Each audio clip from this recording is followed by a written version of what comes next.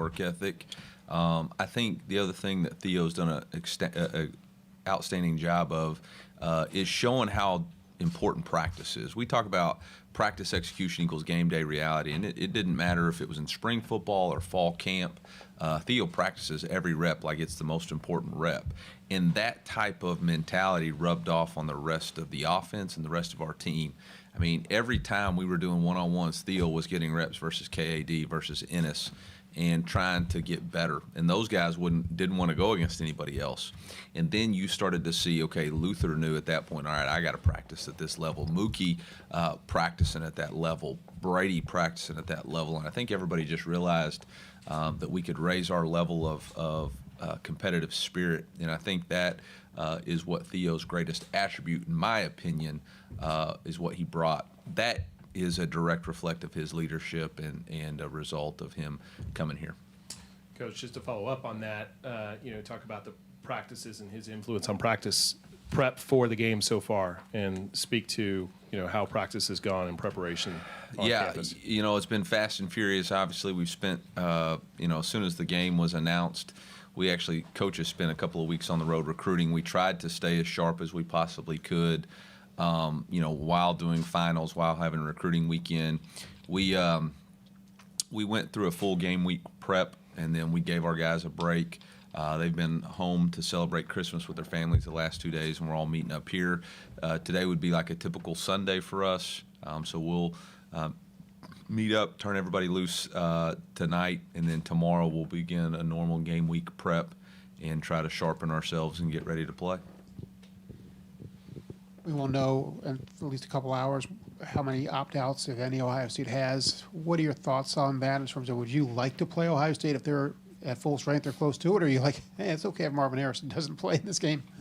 Yeah, that hasn't been any part of our conversation or concern. We're focused about our team and our opportunity here. We're going to have a couple of players that just couldn't quite get back from an injury standpoint. Ennis Rakestraw, Chad Bailey, and Tyron Hopper will not participate in the game this week. But that's part of it. We didn't have any opt-outs. Our brotherhood is wanting to play this one final game, this one opportunity together, and we're excited to do that. But again, we're not really focused on the opponent. We're focused on our team and what our mission and goal is this year. Eli, on Wednesday you talked about core value number 4, enjoying the journey. Just how excited are you for your group to get to experience this big stage, and then especially for the guys that decided to come back for another year? Yeah, I mean, that's why I embraced the old cowboy hat, enjoy the journey.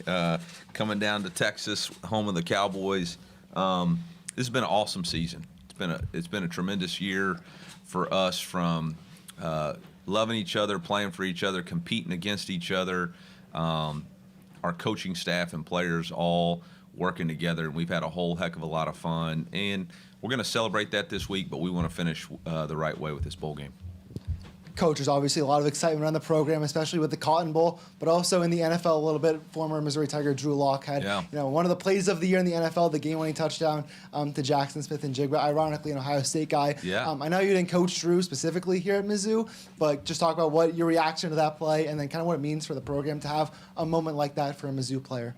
Yeah, I mean, I think we have a lot of great representations of Mizzou in the NFL, and obviously Drew did an excellent job of making the play when the opportunity presented itself. His cousin Tommy plays for us, is in the quarterback room, and I know we were all excited.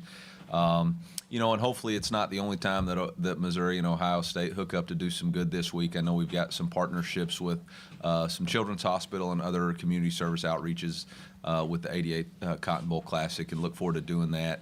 But really proud of Drew and his stick-to-itiveness and continuing to earn his place in the NFL. Ready to go to the front row here on the front row. Hi, Coach. It's Elizabeth with the Houston Round Ball Review. You've advanced to bowl games in your first seasons as a head coach. Is there anything that, I guess, arouses you about playing such a big opponent like Ohio State? No, I mean, I think all of them are great opportunities for us to continue our season. They're a reward for the season that we've earned. This one just happens to be a bigger stage and a bigger opportunity. So I know our players and our fans are excited, but for us, it's all about being 1-0 this week. Go to the second row on the left. Coach, 10-2, no opt-outs, something to prove has been the motto all year. How important is this game to kind of wrap around the whole season and finish what you started in terms of building and the future?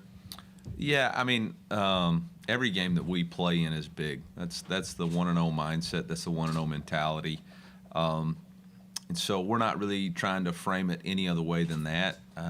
Obviously, it's a great opportunity for us to play on ESPN and a national audience, but for us, in order to be 1-0, there's a lot of things that have to take place, starting with our fundamentals this week, our practice habits, the way we conduct ourselves this week. So that's really what our focus is. I'm not trying to make it, and I don't think our team's trying to make it bigger than that. Theo, speak to the fact that you actually were here 3 years ago, and so you're unique in that you're coming back and getting a chance to play in the Cotton Bowl again. Your memories from playing here 3 years ago in the Cotton Bowl, obviously it was COVID. It was a different time for sure, but just your thoughts about playing in the Cotton Bowl again. Oh, it's always a blessing playing in Jerry's World. You know, I grew up calling it Jerry's World because, you know, we played some state championships there and whatnot. But, yeah, no, it's always a blessing playing in Jerry's World, and I'm glad that I get to play with my brothers in there one last time. Yeah, for both of you, Mookie Cooper started his career at Ohio State. Obviously, he's a big part of your guys' offense. What has he brought to your program?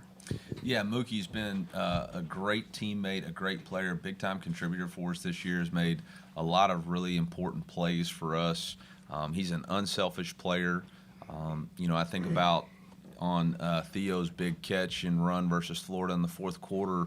You know, Mookie's one of the first guys down there blocking down the field or playing forward, as we talk about. He's a selfless player and very appreciative of the contributions that he's made, not only on the field but off the field with his leadership and his great teammate, and glad that he chose to come back home. Guys, we're going to go to the back here. I think Theo wanted to add something to that. Yeah, definitely.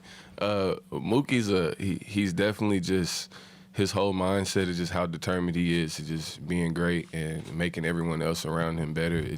It's contagious. You know, it feeds off on everybody. And just when I first got here, Mookie was kind of the first person that I linked up with, got close with, and, you know, we set out some goals for the receiver room. So, yeah, Mookie, as much as I've been leading the room, Mookie's been right there with me.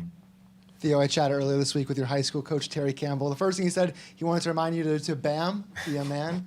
Be a man. And also said that, you know, really talking your work ethic. What can you take maybe from that he taught you and you learned right down the street at Allen High School that kind of made you a better football player, you know, and a better person overall? Yeah, Coach Gamble, he definitely emphasized discipline a lot, you know, in high school. And I feel like that, you know, discipline helps with anything in life. So I feel like when I learned that from him, that carried and helped me all throughout to where I am today. All right, we've got time for one last question. Anyone? All right. Theo, as somebody that has a lot of experience playing at AT&T Stadium and playing in the Cotton Bowl itself, just what advice have you given to your teammates over the past week to help them prepare for this game? Just to keep the main thing. You know, we definitely earned to be at this level, you know, with all our hard work and everything we put in from this season. But, yeah, just to keep the main thing. You know, try not to look up at the big 200,000-inch screen and, you know, just focus on being 1-0. But definitely, you know, be present in the moment and take it all in and enjoy it. Gentlemen, again, thank you so much. Welcome to North Texas. It's great to have you here. Okay. Thanks, everyone. Huh? No.